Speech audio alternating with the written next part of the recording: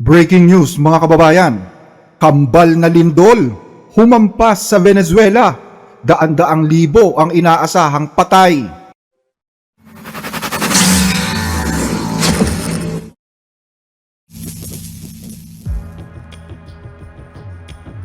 Ngayon ay June 25, 2026. Isang napakalakas at pambihirang serye ng lindol ang tumama sa bansang Venezuela kahapon, June 24. Nagdulot ito ng malawakang pagkasira at nagpasimula ng malawakang rescue operation sa iba't ibang bahagi ng bansa. Ayon sa mga unang report, hindi lang isa kundi dalawang magkasunod o back-to-back na malalakas na lindol ang tumama sa loob lamang ng humigit kumulang 39 na segundo. Isang pangyayaring tinatawag ng mga eksperto na seismic doublet.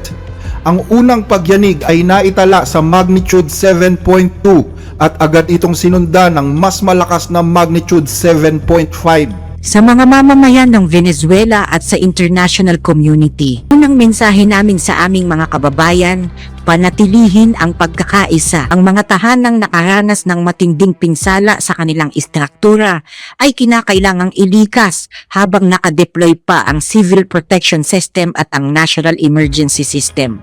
At sa oras na ito, idinideklara namin ang state of emergency alinsunod sa itinadhana ng aming konstitusyon. Ang sentro ng lindol ay naitala sa western part ng capital city of Caracas, malapit sa mga coastal areas ng Moron at sa region ng Carabobo.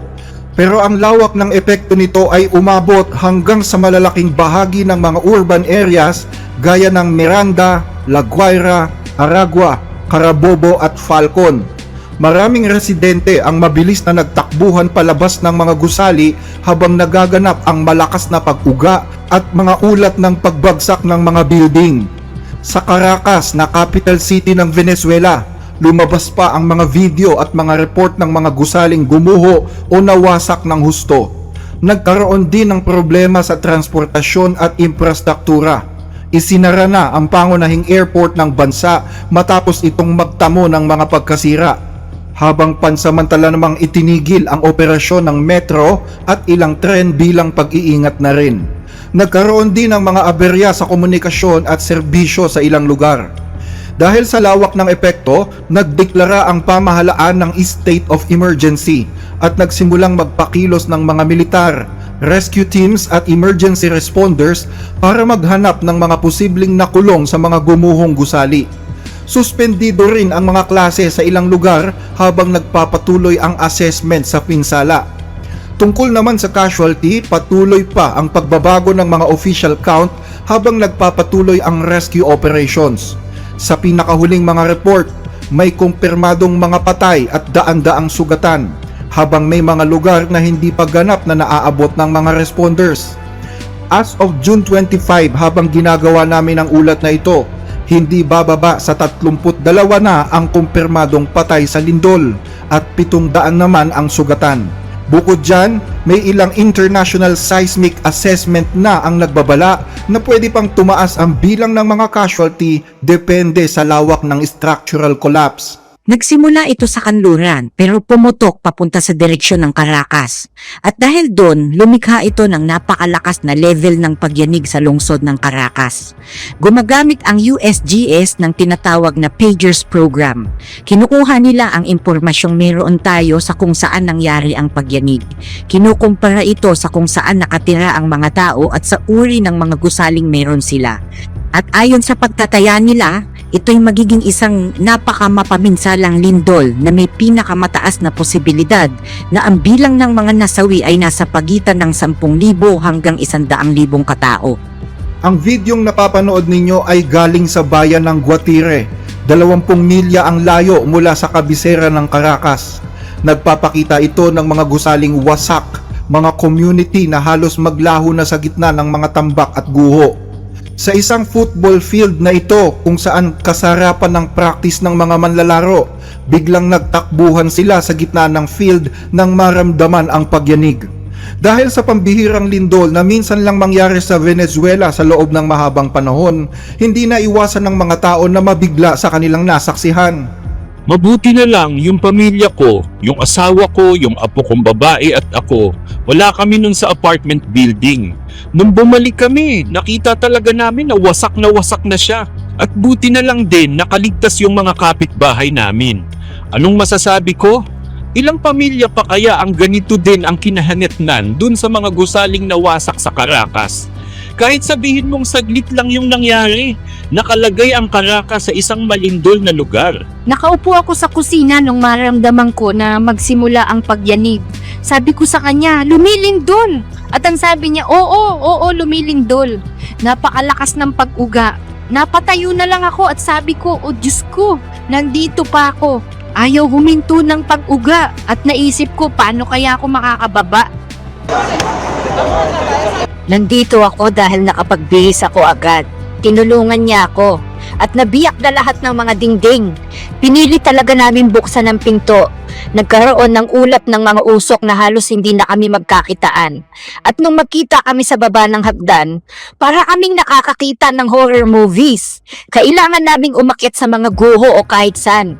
Yung building superintendent kasama yung isang baby at lahat ng mga kapitbahay nagbababaan na.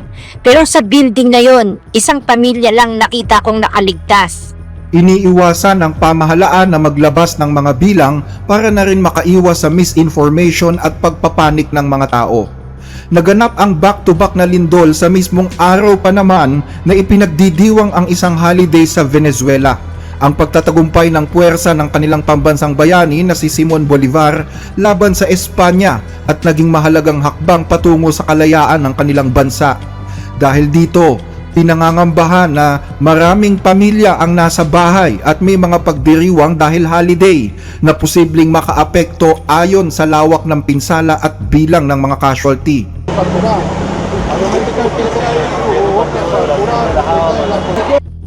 Sa ngayon, nagpapatuloy ang paghahanap sa mga nawawala, paglikas ng mga residente sa mga delikadong gusali at pagdating ng tulong mula sa iba't ibang sektor habang unti-unting sinusukat ang tunay na lawak ng pinsalang iniwan ng isa sa pinakamalakas na lindol na tumama sa Venezuela nitong mga nagdaang taon. Nagkaroon din ng paunang babala tungkol sa posibleng tsunami sa ilang bahagi ng Caribbean Sea matapos ang lindol. Pero kalaunan, inalis na rin ang tsunami alert matapos ang karagdagang mga assessments. Samantala, nananatiling nakaalerto ang mga otoridad dahil sa posibilidad ng sunod-sunod na aftershocks na pwedeng magdulot pa ng mga dagdag na pinsala sa mga gusaling pinahinana ng lindol. Naghatid naman ng mensahe si Pangulong Donald Trump tungkol sa lindol sa Venezuela at nangakong magpapaabot ng tulong dito.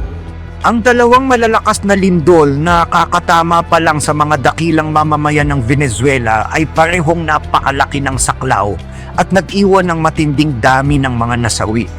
Handa, bukas palad at may kakayahan ang Estados Unidos na tumulong. Inutusan ko na ang lahat ng mga ahensya ng aming pamahalaan na maghanda para agad na kumilos.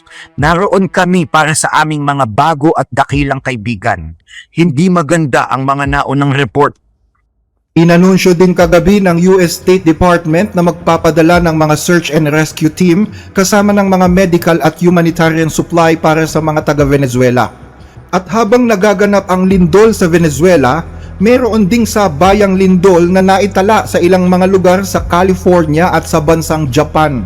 Habang nakatutok ang mundo sa mapaminsalang lindol sa Venezuela, may isa pang detalye na napansin ang maraming tao. Halos magkakasunod ding naitala ang malalakas na pagyanig sa California at Japan sa loob ng kaparehong yugto ng oras. Pero ayon sa mga unang ulat at sa mga Earthquake Monitoring Agency, wala umanong ebidensya na direktang magkakaugnay ang mga lindol na ito. Mas maituturing itong sabayang paglitaw ng magkakahiwalay na seismic events sa iba't ibang tectonic zones. Sa Japan, halimbawa, isang malakas na lindol na may magnitude 6.9 ang naitala sa kaparehong araw sa silangang bahagi ng baybayin ng Honshu. Ang bansang ito ay bahagi ng Pacific Ring of Fire, kaya kabilang ito sa mga lugar sa mundo na madalas makaranas ng malalakas na lindol dahil sa banggaan at paggalaw ng mga tectonic plates. Sa ngayon, patuloy ang pagsusuri ng mga otoridad sa Japan sa lawak ng epekto at posibilidad ng aftershock. Samantala sa California, Isang magnitude 5.6 din na lindol ang naitala sa hilagang bahagi ng estado, kabilang ang mga lugar ng Mendocino County.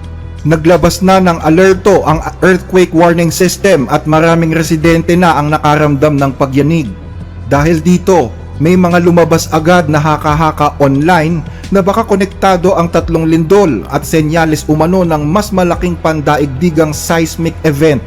Pero sa kasalukuyan, hindi iyon ang sinasabi ng mga eksperto.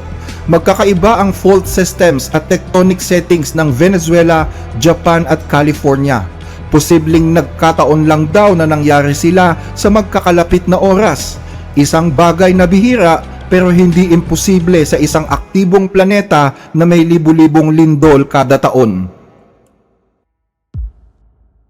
Kung nagugustuhan ninyo ang mga discussion na ito, paki-like at mag-subscribe po sa ating channel at i-click ang notification bell para lagi kayong updated. Malaking tulong po ito hindi lamang sa ating channel kundi pati sa ating mga kababayang nangangailangan na aming sinusuportahan. I-follow din po kami sa Facebook, The Blessed Reader. Para sa inyong mga tanong, concerns o suggestions, mag-message lamang po kayo. Maraming salamat!